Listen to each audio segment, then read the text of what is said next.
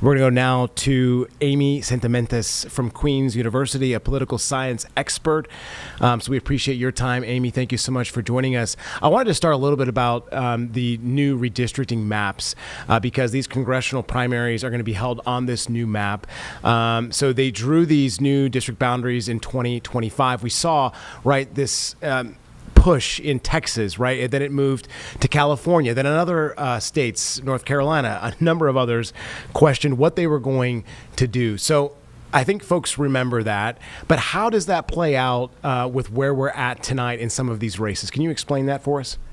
Yeah, I think it's a great question. It remains to be seen exactly what's going to happen tonight, but I think it really reinforces the fact that primary elections draw they have different patterns involved in the voting in primaries. And so we see in certain races some really unorthodox campaigns being run. I know Kate, I'm forgetting her last name, and Davidson running against a powerful Republican incumbent. She's running as a progressive Democrat personally, but running in the Republican primary because she knows she can't win as a Democratic candidate as a result of the redistricting efforts. And so both parties have used these tactics over the years. I think voters are being aware of this a lot more lately, and so it has also motivated them to turn out in higher numbers to articulate their concerns and also to make their voices known and potentially, if they are disaffected voters from the independent side in many of these races, they might cast their ballots for a candidate who's running in a party they never planned to vote for, who may share their ideological goals and values. Perfectly for us there. That sets the stage perfectly for us there, Amy. Another thing that I wanted to kind of ask about is, runoff elections. And I only ask about this because a lot of these primary matches are very competitive. They are going to be, in a lot of instances, very close. And I just want to let folks know in primaries, specifically in North Carolina, the second place finisher may request a runoff election if the top vote getter received 30% or less of the vote. Now, I know it's hard to bring out a crystal ball and foreshadow to see, but we could be in territory where a lot of these candidates ask for that, specifically with such a decisive midterm election ahead, right? Do you think that could be potentially the case? I think it's more likely in states like Texas that have a 50% cutoff as opposed to North Carolina, but the potential is obviously still there, especially in these fields with so many candidates running in each of these races. So that makes the potential increase. But at the same time, I think in North Carolina, that 30% threshold is easier to meet than the 50% threshold in Texas and in other states. All right. And I was talking about spending. Some of these races are going to be some of the most expensive in United States history. And it seems like, there's been a push from, I do believe, the grandson of JFK in New York to ban super PACs.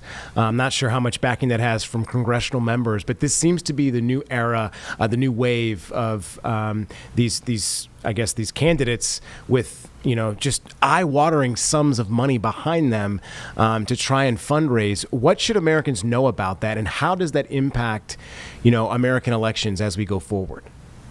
Well, we've seen since Citizens United that spending definitely has increased. But interestingly, we know from election analysis in presidential and midterm elections that it's not always the candidate who raises the most money that wins the election. So while people are alarmed by these trends, I don't think it necessarily predicts the results exactly every single time. The other benefit potentially of these efforts to fundraise is it drives people to the polls. And one trend I've observed in this particular primary election is really high voter turnout in early voting. And that's something that we don't always see in these off-year elections that aren't as popular as the presidential races. We know they don't get as much media coverage, and especially in the absence of party cues, it takes a lot more for voters to make a plan to turn out to the polls. If they know they're not choosing between Democrat versus Republican, they're choosing among Democrats or among Republicans, they have to do a lot more research. And when candidates spend these large sums of money, again, it can be really problematic in many ways. But on the other hand, voters can pay attention to campaign ads and learn a lot about these different candidates in a way that makes them feel more confident when they go to the polls, that they're making the right choice about the candidate that aligns most with their values among the crowded Republican field and the crowded Democratic field. Well said, Amy. And I got to talk about the SAVE Act specifically because I think people in North Carolina, we were talking about provisional ballots, right? The Board of Elections here talking about, bring that ID. If you don't have it, they give you a provisional ballot. That could be gone by the midterm elections. In fact, with this Safeguard American Voter Eligibility Act, it's really asking for people to present a government issue identification. So it has to be, a real ID, a passport, a military ID, or another official photo identification when casting a ballot. That seems to me that this could have large implications to who turns out, right? How many people come out, specifically for the midterms if this does get passed. And it's kind of divided congressional Republicans and Democrats. This doesn't seem to be a place where they're going to come together on this.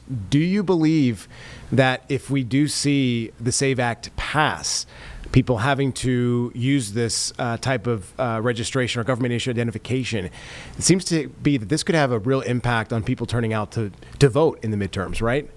Absolutely. It's already a cost benefit analysis, like I said. And, again, while the increased spending on these campaigns can do a lot of damage to democracy, it makes voters feel that their vote doesn't matter as much when corporations are spending exorbitant amounts of money. But at the same time, when voters tune in and they understand what's at stake and they know what is going on in an election more so than ever, that cuts down on those information costs.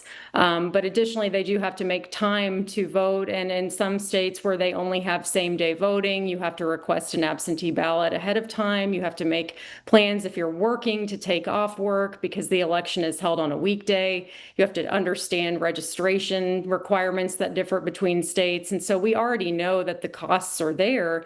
This is just adding one more cost. However, we could potentially see the benefit of voting. People know the stakes are a lot higher, so they might decide they want to turn out and they take that time to make a plan and get those IDs if they are required. But I certainly would probably guess it would decrease turnout initially as people are adjusting to the new requirements. I'll just kind of say this because we don't have the other side in some sense, right? Supporters have said that this bill argues that it will strengthen election integrity, while others say, it's going to disenfranchise eligible voters who already lack access, as you've talked about, right? Required forms of documentation could have an impact as well. So some interesting things as we go towards the midterms, but I got to get to the primary first. Anything else, Amy, that I didn't ask you that maybe you deem as important, obviously, or interesting? Anything that comes to mind? I just think it's really interesting to see the fissures emerge in both political parties on both sides of the aisle as we see popular candidates running in these competitive races. We've talked about the increased spending in different races in this primary, but also I think this election night will give signals to both sides about which candidates have the best chance of winning in November. And it will be really exciting to see some of these races in Texas, North Carolina, and Arkansas who are holding primaries tonight. It's going to be a fascinating ride in the next couple of months. It's going to be very interesting to watch. Miss Amy Sentementes from Queen's University. Amy, thank you so much for joining us tonight. Thank you.